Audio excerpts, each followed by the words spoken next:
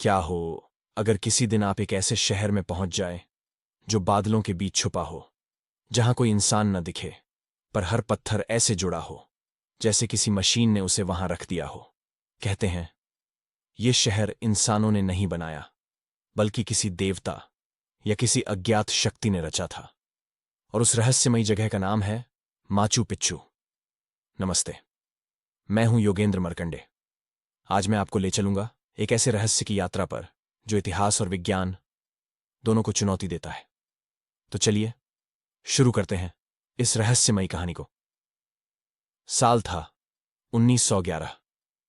एक अमरीकी खोजकर्ता हायरम बिंघम पेरू के ऊंचे पहाड़ों में रास्ता भटक गया था, लेकिन उसी भटकन में उसने खोज लिया एक ऐसा शहर जो बादलों के ऊपर छुपा हुआ था।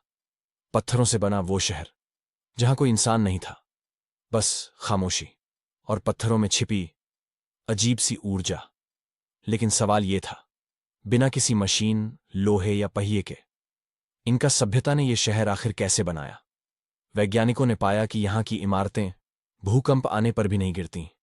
हर पत्थर को इतनी सटीकता से काटा गया था कि उनके बीच ब्लेड की नोक भी नहीं जा सकती थी। कुछ विशेषज्ञ मानते हैं कि इनकाज के पास ऐसी तकनीक थी जिसमें आवाज के कंपन यानी साउंड वाइब्रेशन से पत्थर अपनी जगह पर जम जाते थे। क्या ये किसी सोनिक टेक्नोलॉजी का सबूत है या किसी खोई हुई प्राचीन ऊर्जा का रहस्य?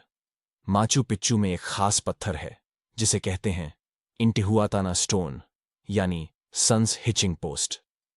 साल के कुछ खास दिनों में इस पत्थर की छाया ऐसी बनती है कि सूरज की दिशा और मौसम का पता चलता है।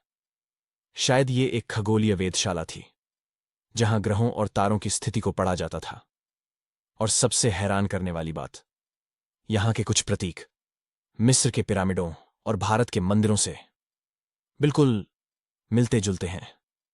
क्या यह सिर्फ इत्तेफाक है या सब सभ्यताएं किसी एक रहस्यमयी स्रोत से जुड़ी थीं? इतिहासकार आज तक नहीं जानते कि इनका लोग अचानक कहां गायब हो गए।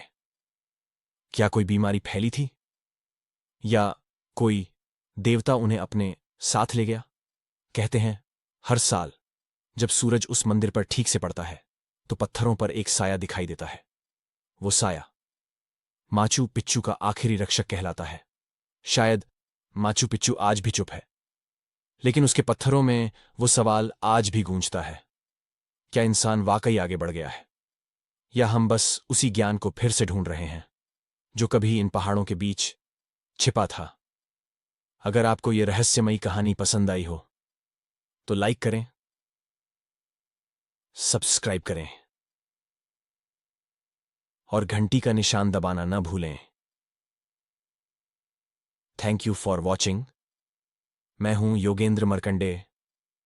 फिर मिलेंगे एक नई रहस्यमयी कहानी के साथ।